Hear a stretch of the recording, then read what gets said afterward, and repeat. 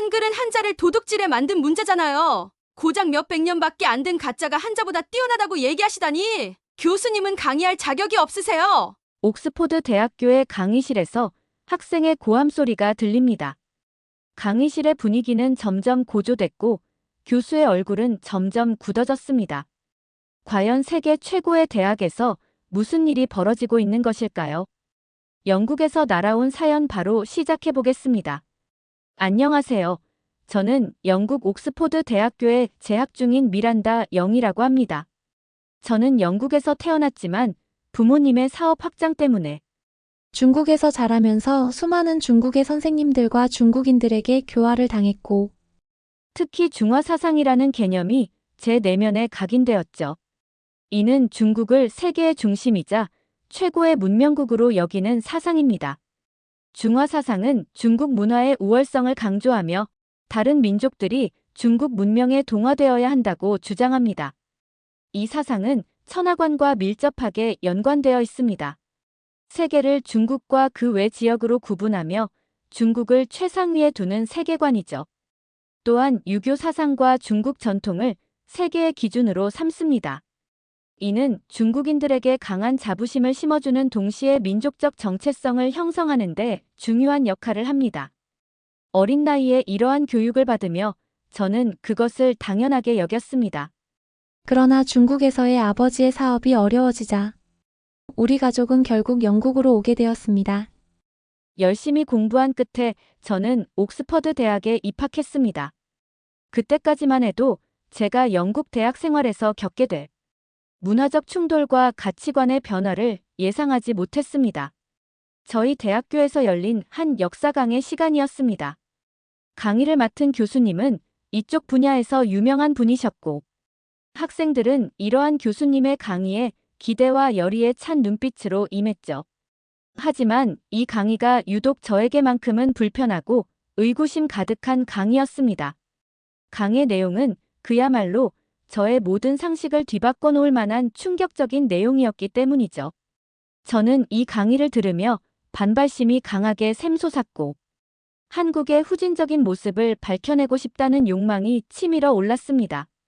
그러한 저의 마음을 아는지 모르는지 교수님은 전혀 개의치 않고 강의를 진행했죠.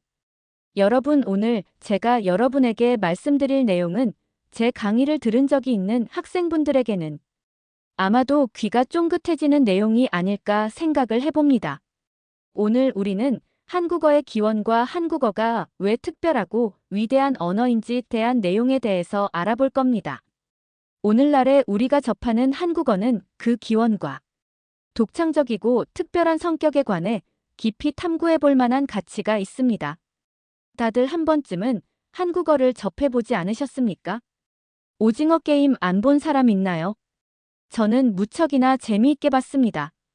심지어 중국에 있는 사람들은 넷플릭스나 유튜브와 같은 플랫폼을 접할 수 없는 환경에 있고, 그것이 불법임에도 많은 중국인이 한국의 영화나 드라마와 같은 영상 콘텐츠들을 어둠의 세계로 많이들 접한다고 하더군요. 심지어 오징어 게임을 표절한 오징어의 승리라는 허접한 예능까지 만들었대요. 자, 싱거운 소리는 각설하고 본론으로 들어가 보죠. 한국어는 단순히 우리가 사용하는 의사소통의 수단이 아니라 오랜 역사와 고유한 문화를 담고 있는 위대한 언어입니다. 이를 이해하기 위해서는 한국어의 기원과 언어적 특징, 그리고 한국어가 왜 특별한 언어로 평가되는지 대해서 명확하게 이해해야 하죠. 먼저 한국어의 기원에 대해 알아보겠습니다. 한국어는 알타이 제어에 속한다는 설이 널리 받아들여져 왔습니다. 이 이론에 의하면 한국어는 몽골어, 튀르크어, 만주어 등과 같은 언어들과 역사적으로 연관이 있다고 하죠. 그러나 한국어는 이들과도 독립된 특성을 유지하며 고유한 발전 과정을 거쳤다는 것에 주목해야 합니다. 한국어의 기원에 관한 연구는 여전히 진행 중인 미스터리에 속하지만 중요한 것은 한국어가 수천 년 동안 독자적인 진화를 거쳐 현재의 형태를 이루었다는 점입니다. 동방의 작은 나라 한국이라는 한 개의 국가가 사용하는 언어가 말이죠. 이건 실로 엄청난 일입니다. 한국어는 삼국시대부터 조선시대에 이르기까지 다양한 외부 문화의 영향을 받았지만 여전히 고유한 문법 구조와 어휘 체계를 유지해 왔습니다. 특히 고대 한국어의 흔적은 오늘날에도 남아있으며 이는 한국어가 오래된 언어적 뿌리를 가지고 있음을 완벽하게 시사해주고 있는 팩트죠. 한국어의 특별함은 그 문법 구조에서 두드러지게 나타납니다. 주어, 목적어, 동사로 이어지는 구조를 따르며 조사와 어미를 통해 문장에서 단어 간의 관계를 명확히 합니다.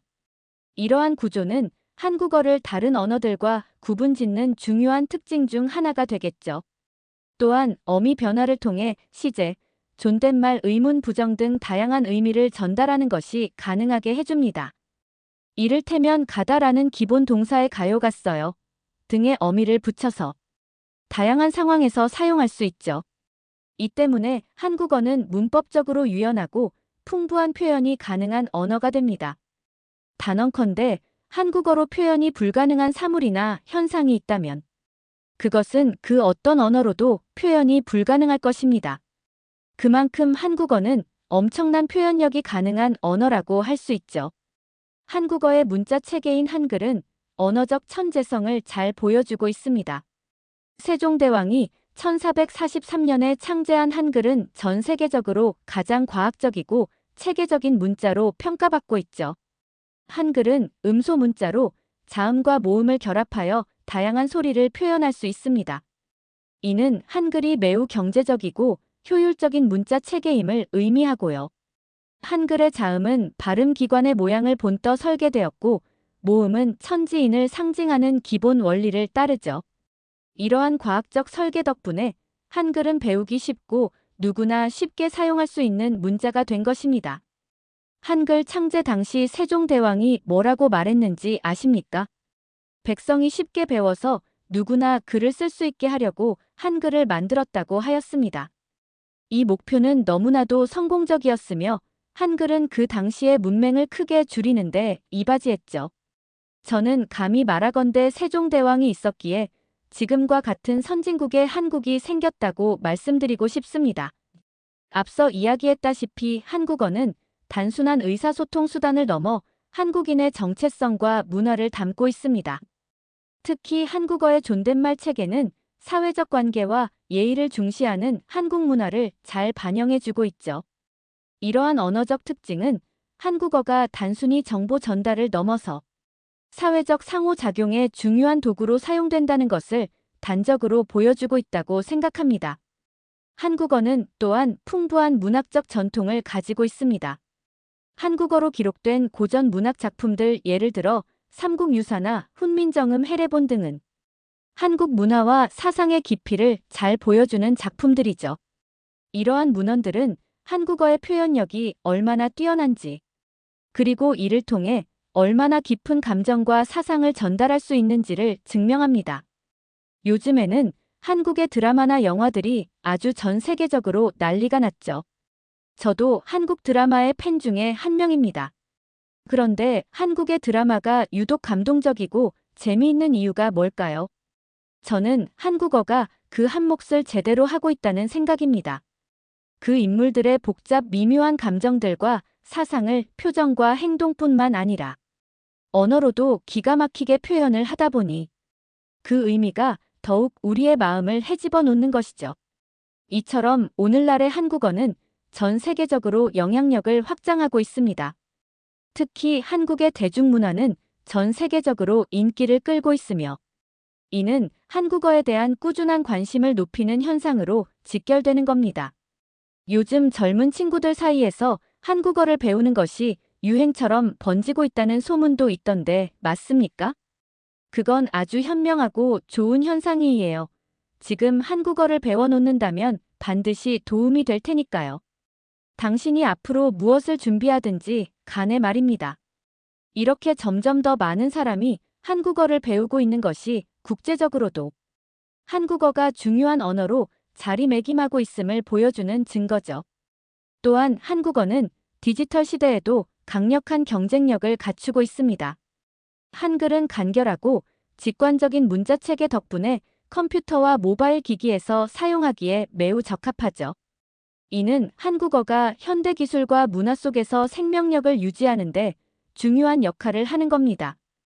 현대와 미래적으로 생각해 보았을 때 한국어는 선진 국민의 언어로 우뚝 서는 날이 올 거라는 것이 저의 생각이죠. 강의를 듣던 저는 도저히 참지 못할 것 같아 교수님에게 손을 들어 질문했습니다. 교수님, 제가 영국에 온 것이 얼마 되지는 않았지만 제가 알던 지식과는 너무나 다른 부분들 때문에 엄청나게 혼란스러운데요. 제일 먼저 드는 생각이 한국인이 무슨 선진국민이라는 거죠? 제가 알고 있는 그 동북아시아의 한국이 맞나요? 중국의 속국과 다름없는 그 한국말입니다. 거긴 중국어도 제대로 못하는 사람들이 천지에 널린 곳입니다. 속국답게 한자는 사용하면서 중국어는 모른다는 게 말이나 되나요? 그게 바로 후진국이라는 증거가 아니고 뭔가요? 저는 유년 시절을 동북아시아 중국에서 보냈기에 그 누구보다 한국에 대해 잘 알고 있어요. 교수님께서 말씀하시는 한국의 모습은 전혀 사실이 아니라고요. 이러한 저의 발언에 강의실 분위기는 일순 차갑게 식는 듯 했습니다. 잠깐이었지만 기분 나쁜 정적이 흘렀죠. 하지만 저로서는 참을 수 없는 상황이었기에 해당 질문을 하지 않을 수 없었습니다. 한편으로는 저의 이러한 당연한 발언에도 불구하고 교수님과 강의실의 학생들은 경악스러운 표정을 짓는 것을 보고 무언가 잘못되어도 한참 잘못되었다는 것을 깨달았죠. 이토록 차가운 분위기 속에서 교수님은 저의 의구심에 대한 답변을 내놓았습니다. 학생은 지금 중국의 언어가 한국의 언어보다 더 뛰어나다고 생각하고 있는 것 같군요. 그렇죠? 게다가 한국이 중국보다 못 사는 후진국이라고 주장하는 것이고요. 와, 정말이지 놀라운 현상이네요. 미란다는 중국에서 자라서 영국으로 넘어온 지 얼마 되지 않았군요. 중화 사상의 세뇌가 이토록 무섭다는 것을 다시금 느끼게 하는 상황이네요. 하긴 그곳에서는 인터넷을 하더라도 중국 내부망을 이용한 인터넷만 접속이 가능하니 그럴만도 하겠군요. 유튜브도 시청할 수 없도록 통제하는 곳이 중국이지 않습니까? 자, 그렇다면 학생의 의구심에 대한 답변을 한번 해볼까요? 한국어는 한국이 선진국으로 도약하는데 어떻게 기여를 했을까요? 언어는 단순히 의사소통의 도구일 뿐만 아니라 한 사회의 문화, 경제, 교육 그리고 국가 발전에 큰 영향을 미치는 중요한 요소입니다. 한국어는 한국의 발전 과정에서 아주 중요한 역할을 했고, 이를 통해 한국이 오늘날의 선진국으로 자리 잡는데 이바지했죠.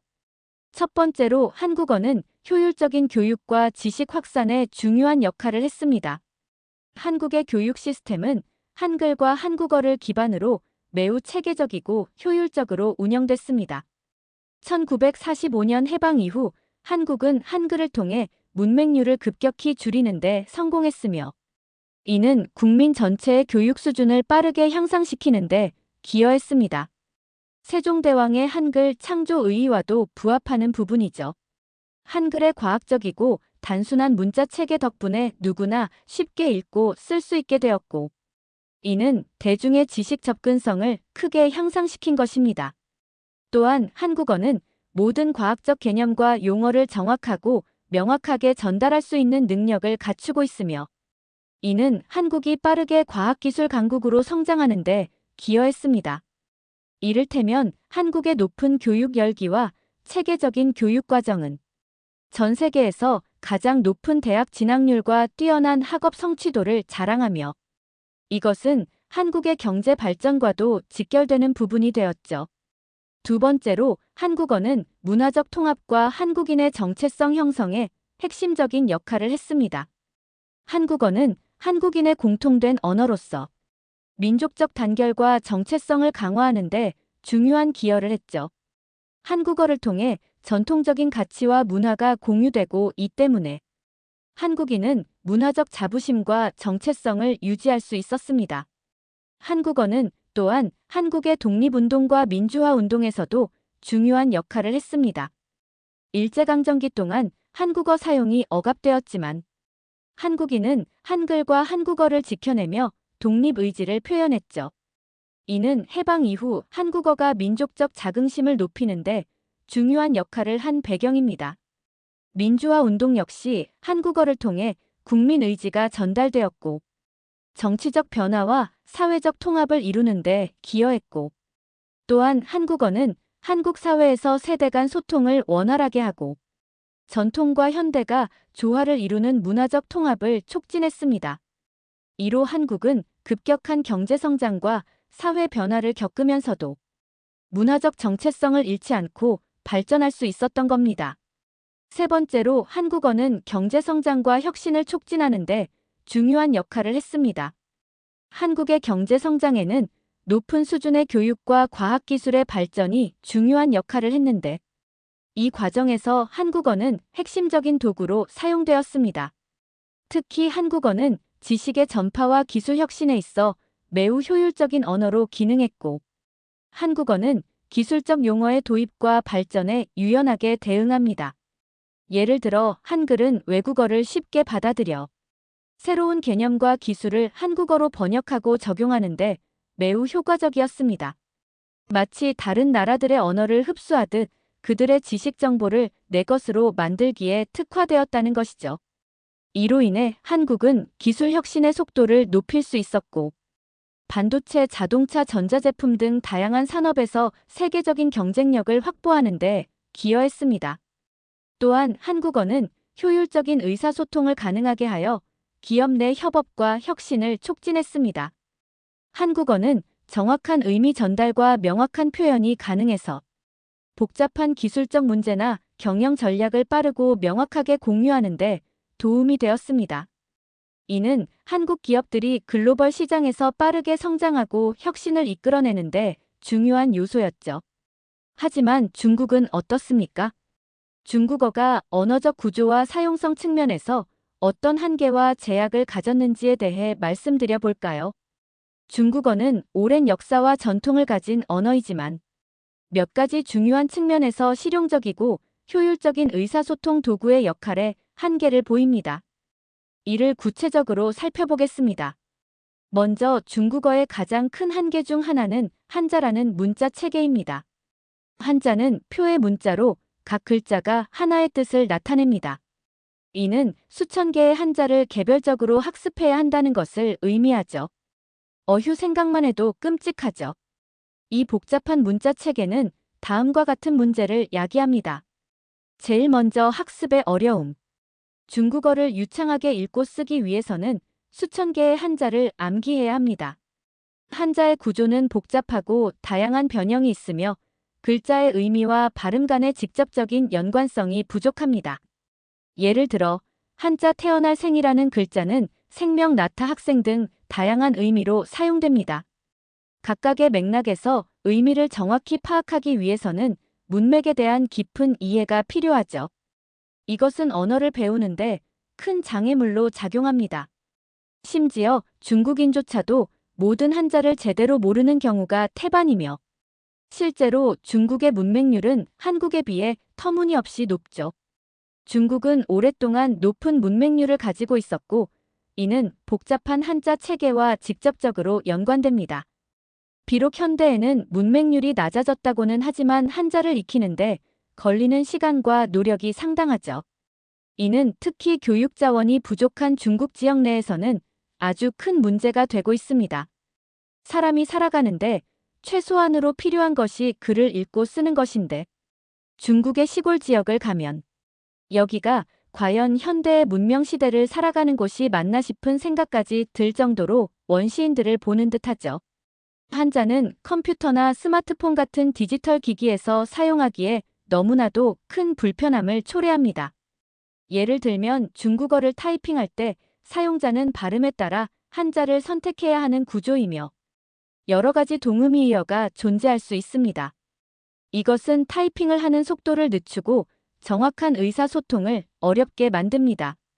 한마디로 컴퓨터로 다른 누군가와 중국어로 대화하려면 그 대화가 끝나기도 전에 속이 터져서 죽을 수도 있다는 말입니다. 웃을 일이 아니에요. 진짜 환장한다고요. 실제로 저는 일 때문에 중국에 있는 사람과 채팅으로 업무적인 대화를 해야 하는 일이 있었는데 딱 하루 그 사람과 컴퓨터로 대화했다 못하겠다고 비즈니스를 중단했던 적이 있었죠. 하지만 한국어는 어때요? 24개의 자음과 모음을 조합하여 모든 소리를 표현할 수 있어서 학습 비용과 디지털 환경에서도 매우 효율적으로 사용되죠. 저도 완벽하지는 않지만 한글을 사용할 줄 안답니다. 중국어는 성조를 통해 의미를 구분하기 유사하지만 성조에 따라서 전혀 다른 의미를 갖는 것들이 많다는 것이죠. 이것은 상황에 따라 자칫 잘못하면 큰 오해를 살 수도 있는 부분입니다. 성조에 따라 의미가 완전히 달라지기 때문에 성조를 정확하게 사용하지 않으면 의사소통에 큰 문제가 발생할 수 있죠. 특히 비원어민에게는 성조를 정확히 구분하기는 매우 어려운 과제입니다. 나는 당신을 사랑합니다라고 말하려다가 나는 당신을 증오합니다 라는 의미가 되어버리면 어떻겠어요? 환장하겠죠? 발음은 또 어떨까요? 중국어는 4가지 주요 성조 외에도 다양한 발음적 변형이 존재합니다. 이로 인해 발음의 자유도가 제한되며 새로운 단어나 외래어를 받아들이는데 제약이 생기게 되죠. 반면 한국어는 성조의 영향 없이 발음을 비교적 자유롭게 할 수 있어서 새로운 단어나 외국어를 쉽게 수용하고 표현할 수 있습니다. 성조를 구분하는 중국어의 특성상 듣는 사람도 발음과 성조에 매우 민감해야 합니다. 매사에 귀를 쫑긋 기울여야 한다는 거예요. 가벼운 농담을 하더라도 말이죠. 이것은 지속적인 청각적 피로를 유발할 수 있고 특히 빠르게 말할 때 오해를 불러일으킬 가능성이 높아지죠. 중국어는 동사 변화나 복잡한 시제 표현이 부족하기 때문에 문장의 맥락을 명확히 이해하지 않으면 정확한 의미 전달이 어려울 수 있습니다.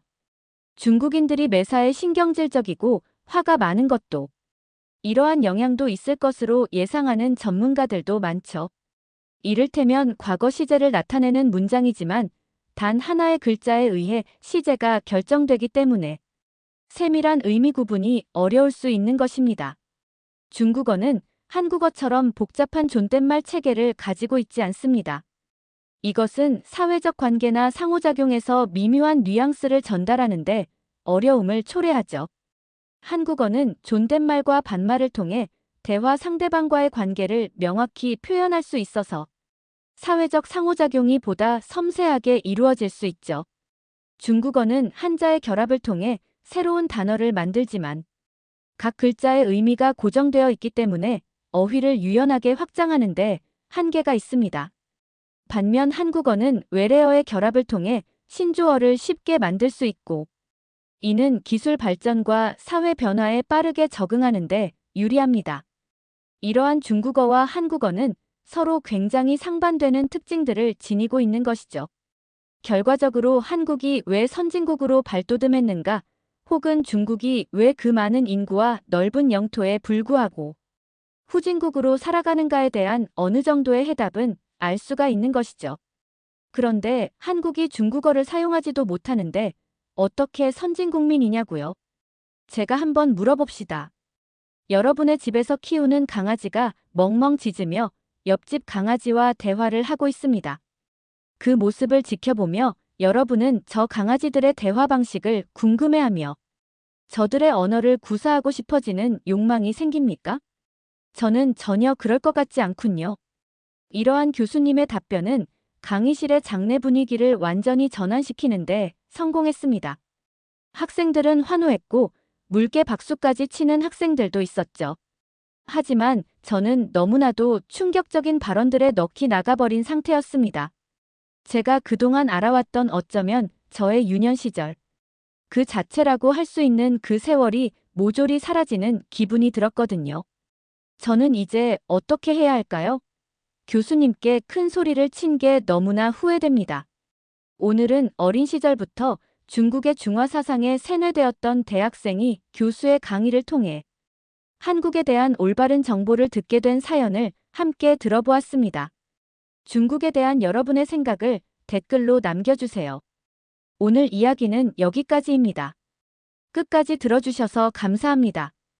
오늘 사연이 마음에 드셨다면 구독과 좋아요 부탁드려요. 오늘도 행복하시고 감동 가득한 하루 되세요.